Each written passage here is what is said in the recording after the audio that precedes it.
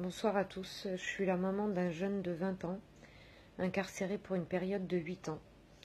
Donc avec d'autres familles, on a ouvert un collectif qui s'appelle le collectif soutien aux détenus de France, harcèlement physique et moral, que vous pouvez trouver sur Facebook, Twitter,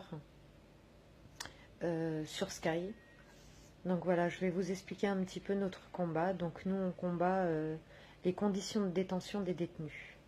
On proteste contre l'enfer carcéral que vivent nos proches au sein des prisons, ce que l'on trouve indigne de la France. Donc je vais vous expliquer quelques points sur lesquels on combat. Donc il y a la maltraitance physique et morale faite sur les détenus par rapport aux surveillants, parce qu'ils ne se gênent pas. Les menaces de transfert, donc menaces de transfert d'éloignement familial, ce qui est très dur pour les détenus et très dur aussi pour les familles quand il faut faire plusieurs kilomètres. Quand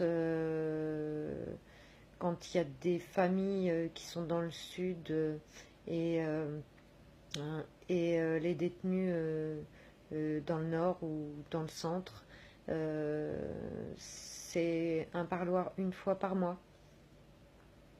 Donc c'est compliqué. Les suspensions et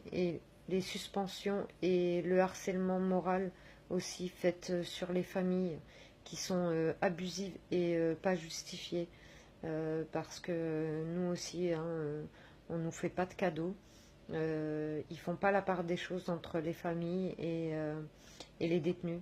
Des fois, on a même l'impression d'être nous-mêmes détenus, en fait. Voilà. Les soins médicaux, qui sont parfois inexistants, même, d'ailleurs. Une rage de dents, on ne voit pas le dentiste, ou ça met 10 jours avant de voir le dentiste. Enfin, voilà. Des soins médicaux où il faudrait que le détenu soit hospitalisé. Il ne l'est pas. Le manque d'hygiène. Il y a des prisons comme Fresnes, les Baumettes, Châteaudun, Condé-sur-Sarthe, où c'est vétuste, c'est vieux. Elles sont des années 80, enfin, pour certaines sont des années 90, mais c'est tellement sale, c'est tellement... il suffit d'aller sur internet et de taper le nom de la prison. Les Baumettes et Fresnes, c'est choquant. Donc c'est choquant pour nous de savoir que les nôtres sont dans de telles conditions, vivent dans de telles conditions. Et ça rejoint sur les soins médicaux, ce qui leur apporte des maladies, puisqu'il y a des puces, il y a des puces, des punaises de lit. On a eu une famille où le mari s'était fait dévorer le dos par des punaises de lit. Ça lui avait creusé la peau, ça lui faisait des petits trous dans la peau. Voilà, c'est des marques qui lui resteront à vie. Les rapports abusifs sur les détenus. Voilà, un maton va avoir le droit de venir et de dire ferme ta gueule, ou voilà, peu importe mais dès que le détenu répond, il se prend un rapport. Voilà, on l'envoie au mitard. On leur fait pas de cadeau en fait. On combat aussi sur les fouilles abusives et systématiques. Il y a des détenus qui sont pas forcément catalogués comme étant faisant rentrer des choses, et pourtant ils vivent des fouilles systématiques à nu. On leur enlève toute leur dignité. Voilà. On leur demande de se mettre à nu devant d'autres hommes. Ils ne peuvent pas cacher leurs parties intimes, et l'État trouve ça normal. Les QHS modernes. Alors les QHS modernes, pourquoi? Alors les QHS, c'est les quartiers haute sécurité. Et pourquoi les QHS modernes? Parce que les QHS ont été fermés dans les années 80. Voilà. Et aujourd'hui, ils reviennent dans certaines prisons. Donc à Condé-sur-Sarthe. Les conditions là-bas pour les détenus sont particulières parce que le directeur est un ancien surveillant pénitentiaire et il en fait vivre de toutes les couleurs aux détenus ainsi qu'aux familles. Voilà, parce que les familles sont aussi maltraitées que les détenus là-bas. Euh, on va leur empêcher, on a une famille qui est là-bas, on va leur empêcher de rentrer le goûter des enfants. Voilà. Un petit bébé d'1 an, une bouteille d'eau, on ne peut pas la rentrer. Donc quand il fait chaud, faire 1 heure de parloir, voire 2 heures de parloir, avec un bébé d'1 an qui ne peut pas boire, c'est déplorable.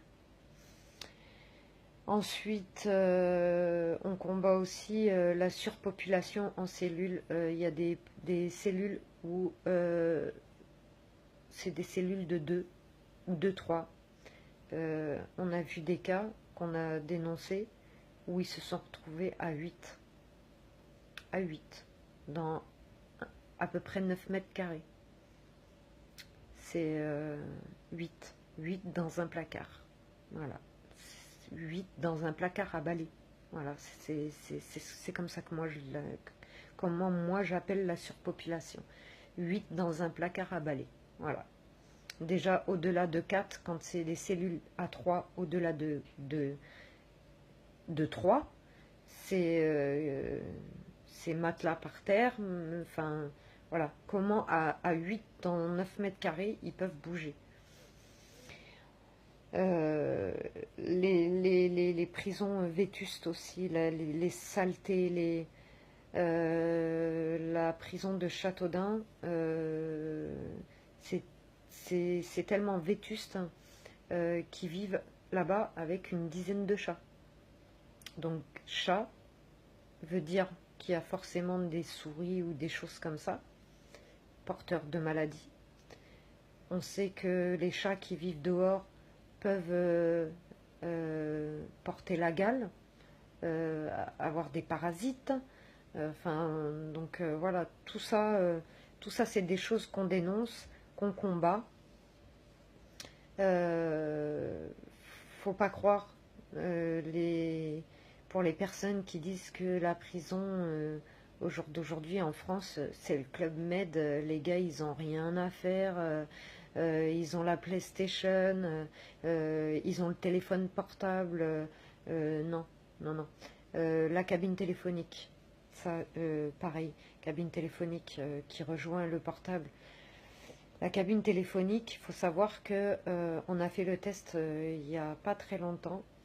Avec 1 euro, 1 euro, on a pu parler 25 secondes avec un détenu.